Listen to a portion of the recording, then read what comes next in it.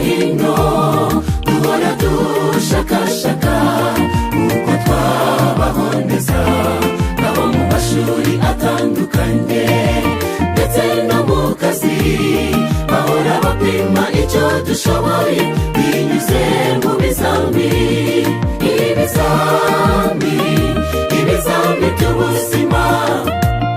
Turasabwa guhora dutsinda kimwe ku kindi, niba turabaragwa bugami buzahoraho.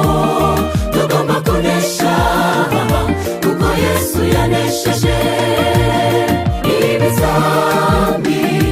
Ibizami by'ubuzima, turasabwa guhora dutsinda kimwe ku kindi, niba turabaragwa bugami buzahoraho. Tugomba kunesha kuko Yesu yanesheje.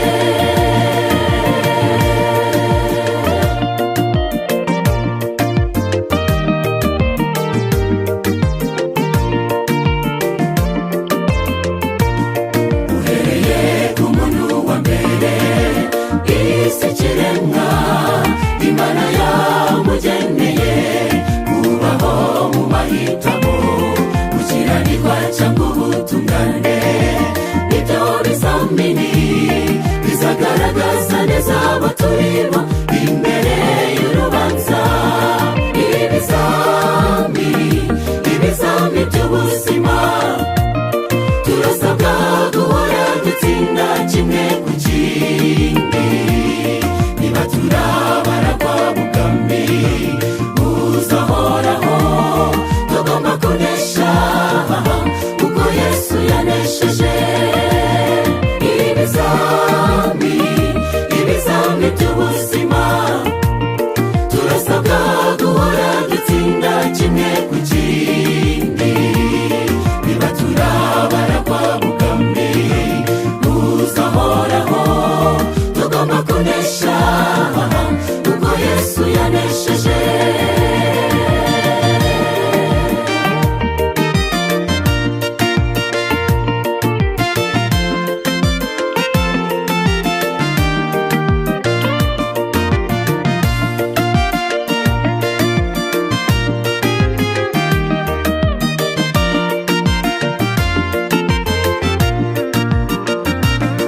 Igihe gisigaye ni gito, ntibigitinze ishungura ku batuye isi bishyirweho akadomo. Hahirwa abigishijwe na Yesu bakamuyoboka, bazatsinda buri kizamini cyose kuko Yesu yatsinze. Ibizami by'ubuzima, turasabwa guhora dutsinda kimwe ku kindi, niba turabaragwa bugami buzahoraho. Tugomba kunesha kuko Yesu yanesheje. Ibizami by'ubuzima, turasabwa guhora dutsinda kimwe ku kindi, niba turabaragwa bugami buzahoraho. Tugomba kunesha kuko Yesu yanesheje. Ibizami by'ubuzima, turasabwa guhora dutsinda kimwe ku kindi, niba turabaragwa bugami buzahoraho. Tugomba kunesha kuko Yesu yanesheje. Niba turabaragwa bugami buzahoraho. Tugomba kunesha kuko Yesu yanesheje. Niba turabaragwa bugami buzahoraho.